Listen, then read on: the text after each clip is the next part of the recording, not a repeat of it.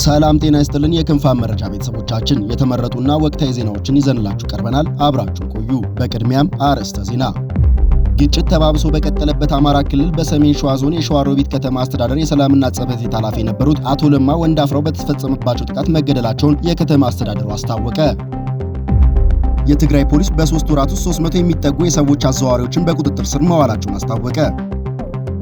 ስምረት ፓርቲ በምስረታ ጉባኤው ላይ አቶ ጌታቸው ረዳን ፕሬዝዳንት አድርጎ መረጠ። በጸጥታ ችግርና ውስንነት ተደራሽ ምክንያት በአማራ ክልል የሰብአዊ እርዳታ ስራዎች እየተስተጓጎሉ ነው ሲል የዓለም ምግብ ፕሮግራም አስታወቀ። ፈተናዎች አጠንክረውን በጽናት እንድንሰራ ውጤት እንድናገኝ አድርገውናል ሲሉ ጠቅላይ ሚኒስትር ዶክተር አብይ አህመድ ተናገሩ። እነዚህና ሌሎች አዳዲስ ዜናዎችን ይዘንላችሁ መጥተናል። አብራችሁን ቆዩ። መረጃዎቻችን ሁልጊዜም በፍጥነት እንዲደርሳችሁ ቻናላችንን ላይክ፣ ሼር፣ ሰብስክራይብ በማድረግ የደውል ምልክቱን በመጫን ይጀምሩ። በአማራ ክልል የኃላፊዎች ግድያ ተባብሷል። የሸዋሮቢት ከተማ አስተዳደር ሰላምና ጸጥታ ጽሕፈት ቤት ኃላፊ በተፈጸመባቸው ጥቃት ተገደሉ። ግጭቱ ተባብሶ በቀጠለበት በአማራ ክልል ሰሜን ሸዋ ዞን የሸዋሮቢት ከተማ አስተዳደር የሰላምና ጸጥታ ጽሕፈት ቤት ኃላፊ የነበሩት አቶ ለማ ወንዳፍራው በተፈጸመባቸው ጥቃት መገደላቸው ከተማው አስተዳደር አስታወቀ።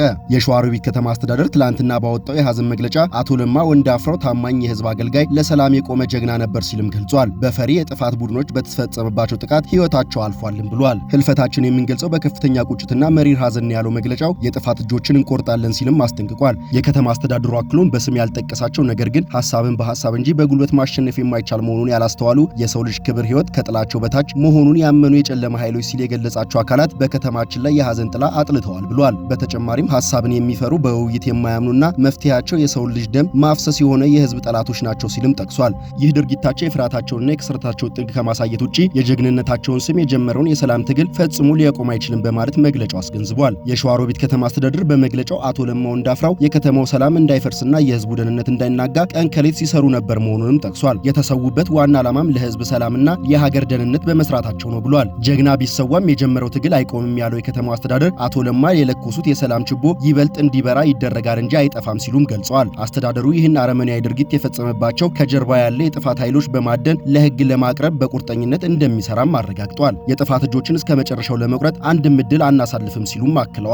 በአማራ ክልል ከሁለት ዓመት በላይ የዘለቀ ግጭት በሰላማዊ ሰዎችና በመንግስት ኃላፊዎች ላይ የሚፈጸም ግድያ ተባብሶ ቀጥሏል። ለአብነትም በቅርቡ ከተፈጸሙ ግድያዎች መካከል በደቡብ ወሎ ዞን የደንታሌ ወረዳ አስተዳደር ጽሕፈት ቤት ኃላፊ አቶ ጌታውን አያሌው ብሩ ይገኙበታል። የጽሕፈት ቤቱ ኃላፊ ሐምሌ 12 2017 ዓ.ም ከጧቱ 12:20 ላይ ከመኖሪያ ቤታቸው ግቢ ወጥተው በግምት 50 ሜትር ርቀት ላይ እንደደረሱ ማንነታቸው ባልታወቀ የታጠቁ ኃይሎች በተተኮሰ ጥይት መገደላቸውን የወረዳው አስተዳደር ምክር ቤት አስታውቋል። በተጨማሪም ነሐሴ ወር 2017 ዓ.ም በአማራ ክልል ካውንስል የሰላም ጎጃም ዞን የካውንስሉ መሪ በመሆን ሲያገለግሉ የነበሩ መልክዓ ምህረት ነቃ ጥበብ ገነት በታጣቂ ኃይሎች መገደላቸውን አስታውቋል። በተመሳሳይ ዓመት መጋቢት ወር መጀመሪያ ላይ በደቡብ ወሎ ዞን የወረባቡ ወረዳ አስተዳደር የሆኑት አቶ ፈንታ ከበደ ጨምሮ 3 ሰዎች በታጣቂዎች በተፈጸመባቸው ጥቃት መገደላቸው ሌላኛው የሚታወቅ ክስተት ነው። ሌላኛው ግድያ ደግሞ በሰሜን ሸዋ ዞን ቀወት ወረዳ አስተዳደር ጽሕፈት ቤት ኃላፊ የነበሩት ወይዘሮ ሚሉሽ በቀለ ግንቦት 29 ቀን 2018 ዓ.ም በታጠቁ ሰዎች ተፈጽሞባቸዋል። በተመሳሳይ ወር በዛው በሚገኘው ኤፍራታ ግድም ወረዳ አስተዳደር የነበሩት አቶ አልብስ አደፍራሽ በአካባቢው በሚንቀሳቀስ ኃይሎች ተገድለዋል። ከነዚህ ግድያዎች ቀደም ብሎ ደግሞ በሸዋሮቢት ከተማ በርካታ ኃላፊዎች በታጣቂዎች ተገድለዋል። ከነዚህ መካከል የሸዋሮቢት ከተማ አስተዳደር ቀዳማዊ ከንቲባ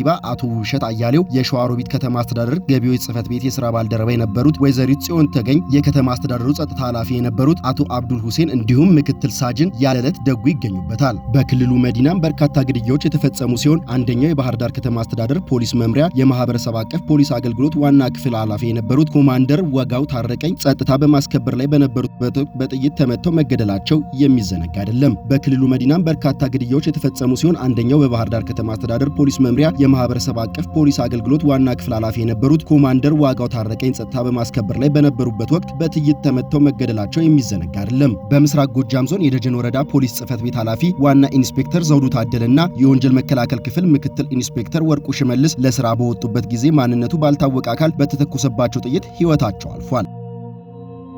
በጸጥታ ችግርና ውስን ተደራሽነት ምክንያት በአማራ ክልል የሰብአዊ እርዳታ ስራዎች እየተስተጓጎሉ መሆኑን የዓለም ምግብ ፕሮግራም አስታወቀ። የዓለም ምግብ ፕሮግራም በአማራ ክልል የሰብአዊ እርዳታ ስራዎች በቀጠለው የጸጥታ ችግርና የተደራሽነት ውስንነት ምክንያት ከፍተኛ የሆነ የሎጂስቲክ ፈተናዎች እየገጠሙት መሆኑን አስታወቀ። ድርጅቱ አማራ ክልልን በተመለከተ ባወጣው የሥራ ግምገማ ሪፖርት በተለይም በመተማና በምስራቅ አማራ አካባቢዎች ያለው የጸጥታ ችግር የእርዳታ አቅርቦቶችን ትራንስፖርትን በእጅጉ እያዘገየ መሆኑን ጠቁመዋል። ሪፖርቱ በተለያዩ አካባቢዎች የንግድ ትራንስፖርት አገልግሎት እጥረት መኖሩን በመጥቀስ ለተቸገሩ ማህበረሰብ እርዳታ በወቅቱ እንዳይደርስ እንቅፋት እየፈጠረ መሆኑንም አስረድተዋል። የዓለም ምግብ ፕሮግራም ምንም እንኳን እነዚህ ገደቦች ቢኖሩም የሎጂስቲክ ክላስተር ግጭት ባለበት ክልል ውስጥ የሰብአዊ አጋሮች ስራቸውን መቀጠል እንዲችሉ ትራንስፖርትን፣ ማከማቻና ቅንጅትን ጨምሮ የጋራ አገልግሎቶችን ማቅረብ መቀጠሉን ገልጿል። ሪፖርቱ እንደሚያመለክተው የሎጂስቲክ ክላስተር በመስከረም ወር 2018 172 ኪዩቢክ ሜትር ሰብአዊ እርዳታ ወደ ክልሉ እንዲገባም አመቻችቷል። ይህም ከጥር ወር 2017 ዓ.ም ጀምሮ የተጓዘው አጠቃላይ መጠን 7711 ኪዩቢክ ሜትር ያደርሰዋል ብሏል። ቀጣይነት ያለው ጥረት እየተደረገ መሆኑንም የገለጸው ሪፖርቱ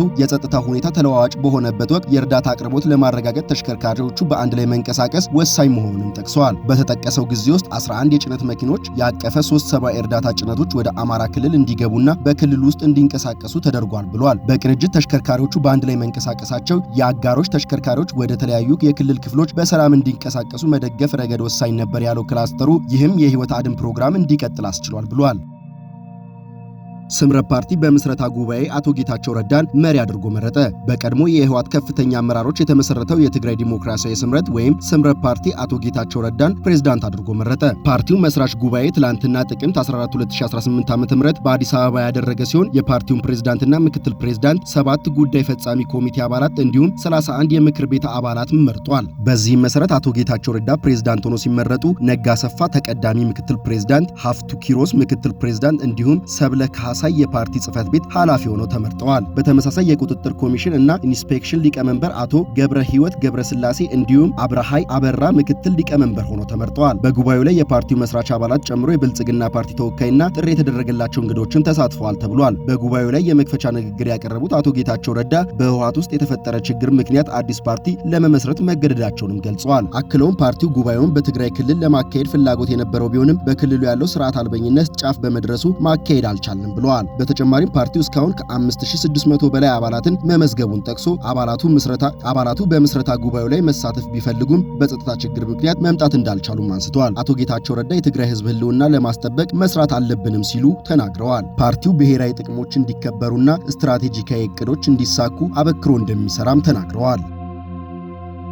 የትግራይ ፖሊስ በ3 ወራት ውስጥ 300 የሚጠጉ የሰዎች አዘዋዋሪዎችን በቁጥጥር ስር ማዋላቸውን አስታወቁ። የትግራይ ክልል ፖሊስ ባለፉት 3 ወራት ውስጥ 300 የሚጠጉ የሰዎች አዘዋዋሪዎች በቁጥጥር ስር ማዋላቸውን አስታወቁ። የክልሉ ባለስልጣናት የወጣቶችን ህይወት አደጋ ላይ የሚጥል ህገወጥ ስደት ለመግታት የሚያደርጉት ጥረት ማጠናከራቸውንም ተመላክቷል። የደቡብ ምስራቅ ትግራይ ዞን ፖሊስ አዛዥ ኮማንደር አብርሃ ወረደ ለትግራይ ቴሌቪዥን እንደተናገሩት የሰዎች አዘዋዋሪዎች መረባቸው እንዳይታወቅ አዳዲስ ዘዴዎችንም እየተጠቀሙ ነው ብለዋል። ኮማንደር አብርሃ በቁጥጥር ስር የዋሉ መኪኖች እንዲሁም አዘዋዋሪዎች አሉ። በዚህ ወር ያጋጠመው እጅግ የከፋ ደግሞ እድሜያቸው 12 ዓመት የሚሆኑ ህፃናት ወደ ትምህርት ቤት ሲሄዱ እየተወሰዱ መሆናቸው ነው ብለዋል። አክለውም ቀደም ሲል አዘዋዋሪዎቹ ሚኒባስ ይጠቀሙ ነበር፣ አሁን ግን የጭነት መኪኖችና ሌሎች ዘዴዎችን እየተጠቀሙ ነው ብለዋል። ጥቅምት 12 ቀን የትግራይ ፖሊስ ኮሚሽን እንዳስታወቀው ልጆችን ጨምሮ ከ75 በላይ ወጣት ህገወጥ መንገድ ለመሰደድ ሲሞክር ተይዘዋል። ኦፕሬሽኑ በእንደርታ ወረዳ ፖሊስና በትግራይ ጸጥታ ኃይል በጋራ እየተካሄደ ነው። ሌሊት ስደተኞችን ሸሽጓል በሚል የተጠረጠረ የመኪና ጥገና ባለሙያ ጨምሮ 3 ተጠርጣሪዎች በቁጥጥር ስር የዋሉ ሲሆን ተጠርጣሪዎቹ ላይ ምርመራ እየተደረገ መሆኑንም ገልጸዋል። እንደ ትግራይ ፖሊስ ኮሚሽን ገለጻ የስደተኞች ቡድን በሰዎች አዘዋዋሪዎች መበተን ጉዞ የጀመሩት ህይወታቸውን አደጋ ላይ በመጣል ነው። ኮሚሽኑ የክልል ወጣቶች ህይወት እያሳጣ ነው ያለው እየጨመረ የመጣው የህገ ወጥ ስደት ችግር ለመፍታት ወላጆች፣ የአካባቢ አስተዳደሮችና ማህበረሰብ በጋራ እንዲሰራም ጥሪ አቅርቧል። ባለፈው መስከረም ወር 10 ሴቶችን ጨምሮ 34 ሰዎች በህገ ወጥ መንገድ ለመሰደድ ያደረጉት ሙከራ በክልሉ ጸጥታ ኃይል መክሸፉንም ፖሊስ ማስታወቁ ይታወሳል።